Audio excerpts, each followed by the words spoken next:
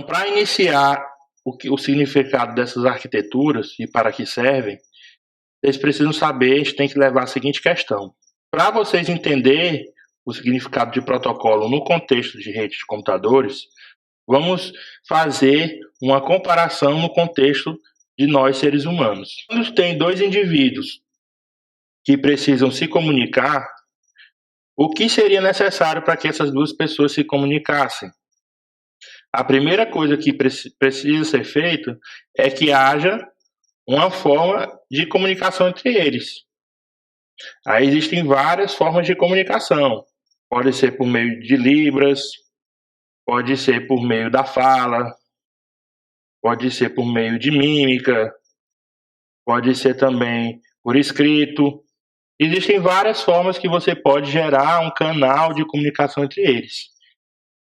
Quem vai definir isso é os dois indivíduos. Eles vão ter que entrar em um acordo para que definam o melhor canal de comunicação que deve ser utilizado.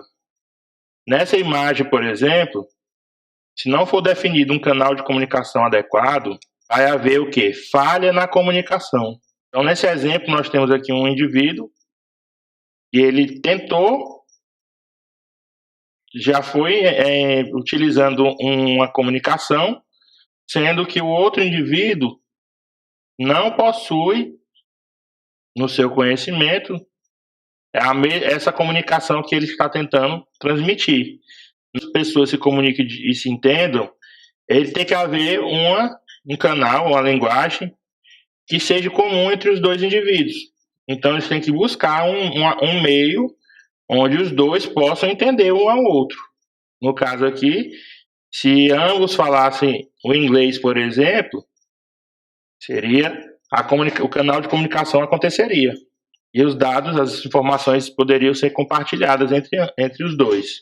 O personagem aqui, que é o Mario, ele reconheceu essa linguagem, esse canal de comunicação, e reconhecendo esse canal de comunicação, ele consegue retornar com a resposta, thank you. O que seria o protocolo? É um acordo ou um conjunto de regras e procedimentos que são estabelecidos entre os elementos envolvidos nessa comunicação para que as informações possam ser trafegadas entre eles. A informação aconteça, a comunicação. Para a comunicação acontecer, todos os indivíduos envolvidos nessa comunicação devem padronizar, entrar em um acordo e definir um conjunto de regras e procedimentos onde todos possam entender. Então, todos os passos, as ações, as regras, a descrição de como vai ser feita a recepção e o recebimento e o envio desses dados, dessas mensagens, quem define é o protocolo ou o conjunto de protocolos que irão atuar sobre essa comunicação. Os protocolos definem ações caso outros eventos que não sejam comuns aconteçam. Então, no nosso contexto dos seres humanos, o protocolo de linguagem universal utilizada, quando você está em um local desconhecido, normalmente se utiliza o inglês ou o espanhol. Então, se eu vou para a Alemanha, sou brasileiro, vou para a Alemanha. Se eu não sei falar alemão, eu tenho que saber falar inglês, porque lá eu posso encontrar uma pessoa que vai falar inglês também e aí a comunicação vai se tornar mais fácil.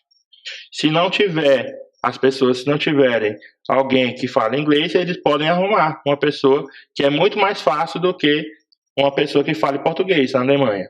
Por isso, o inglês e o espanhol são as linguagens universais, os protocolos de comunicação utilizados no mundo. Aí, exemplo de um protocolo, desaparecimento de um vizinho. O formato e a ordem das mensagens trocadas entre duas ou mais entidades. A forma como a comunicação é feita, a forma como as mensagens foram passadas, podem ou não mudar o sentido. E a informação inicial, a informação que era para ser destinada, pode ter uma outra interpretação. Por quê? Porque as informações, as mensagens não foram enviadas na ordem correta ou de forma correta para o destino.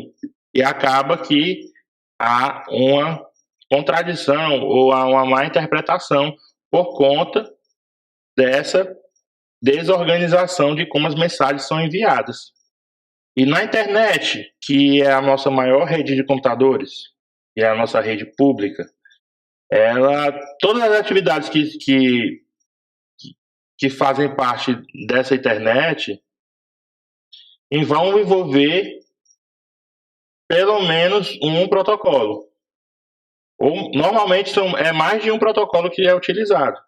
Mas para haver qualquer comunicação entre um computador e outro computador, um computador e um dispositivo na internet ou na rede de computadores, quem deve estar nesse meio fazendo essa comunicação, quem vai fazer isso é o protocolo ou os protocolos que ele vai utilizar.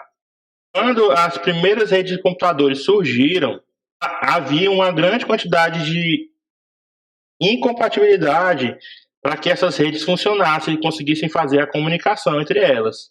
Começou a surgir várias empresas, fabricantes de equipamentos, eles produziam equipamentos que tinham protocolos diferentes.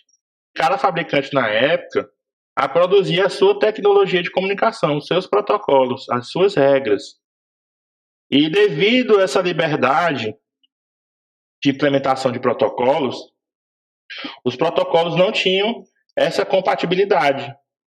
E acabava que muitas redes que tinham arquiteturas diferentes não conseguiam se comunicar. Então, uma entidades, mundo da internet, das redes de computadores, se reuniram e resolveram criar e definir Vocês vão regras entender mais na frente a que diferença deveriam de um ser pro outro, cumpridas, mas resumindo, entrar em acordo para utilizar a mesma tecnologia, a mesma arquitetura. E assim surgiu os modelos de arquitetura de rede. São modelos que foram padronizados e baseados em camadas, onde cada camada era destinada a uma etapa dessa comunicação. Então, os modelos que surgiram na época foram dois: o modelo OSI e o modelo TCP/IP. O modelo OSI é um modelo conceitual e o modelo TCP/IP é um modelo prático, é um modelo implementado. Vamos começar falando sobre o modelo OSI. Esse modelo ele foi desenvolvido inicialmente pela ISO, que é uma organização mundial responsável por padronizar normas e regras. Criou esse conceito, criou esse modelo para servir de referência para que as empresas responsáveis por desenvolver tecnologias voltadas para as redes de computadores pudessem fazer os seus dispositivos e os seus protocolos de forma que se tornassem universais e reconhecidos por outros dispositivos de outros fabricantes. Você vai tentar descrever como o funcionamento de uma rede de computadores, dividindo esse funcionamento em 7 camadas ou 7 etapas, onde, funcionando como um modelo teórico, ele serve apenas como uma referência, como um guia para que as tecnologias possam seguir o funcionamento da rede de computadores e tentar seguir esse padrão. E também ele é muito importante esse modelo, principalmente para fins didáticos. Um estudante na área de informática que quer entender melhor como funciona a comunicação dessas redes de computadores, se ele estudar o modelo OSI e entender bem esse modelo, como funciona esse modelo e as suas etapas, ele vai conseguir entender de forma bastante abrangente e genérica como essas redes se comportam, que etapas elas participam, qual as camadas que fazem parte dela, qual a função de cada uma dessas camadas. E à medida que ele vai explorando mais esse assunto, ele vai tendo mais detalhes e conseguindo ter uma maior confiança e um maior domínio desse assunto. E a partir desse conhecimento que ele vai ter, ele vai poder até construir novas tecnologias nesse segmento de rede de computadores. Então, o modelo OSI ele não é um modelo difícil de se entender. Ele é um modelo fácil porque ele é simples, ele é bastante genérico e tem um objetivo didático também. Vamos aqui fazer um exemplo para a gente poder entender o que é esse modelo OSI e por que ele é tão importante. Quando fazemos uma requisição para um servidor web, o que ele está querendo dizer?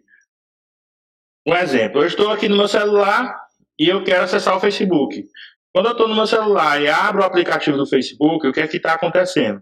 Eu estou fazendo uma requisição do meu celular através do aplicativo do Facebook para a base de dados dos servidores webs do Facebook. Então, estou tentando ter acesso à minha conta, solicitando que essa minha conta seja carregada através de um servidor web do Facebook. E no momento que eu faço a requisição até o resultado ser exibido,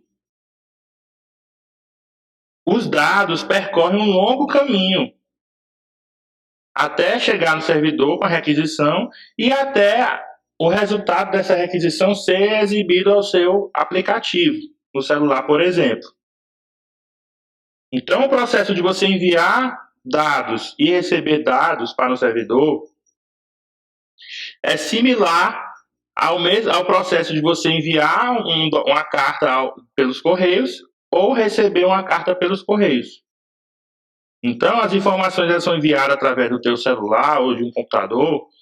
Ele vai passar por várias etapas até que consiga chegar no destino final, que no exemplo aqui que eu estou utilizando é o servidor. E esses passos são descritos de forma que você consiga entender isso dentro do modelo OSI. Dentro do modelo OSI tem uma descrição dessas etapas necessárias para que essas informações possam ser enviadas e recebidas através da rede. Então, o que acontece? Essa requisição vai sair do seu aplicativo do celular, como eu falei no exemplo, passar pelo Wi-Fi, e o roteador do Wi-Fi ele vai sair da tua rede e vai entrar na internet. E aí, para ele entrar na internet, ele vai ter que passar pelo provedor, a empresa que está fornecendo a internet para você. E aí ele vai passar por vários outros computadores, roteadores, modems, vários dispositivos de rede, até que ele chegue no destino, que é o quê? Acessar um servidor do Facebook para que ele possa mandar a tua conta do Facebook. Assim que ele recebe essa requisição, o servidor, ele vai analisar essa requisição e, baseado no pedido que você fizer, ele vai te mandar uma resposta. Ou uma resposta com o que você queria, ou uma resposta com a negativa. Por algum motivo, ele não conseguiu atender teu pedido. E aí o caminho se repete, mas no modo inverso.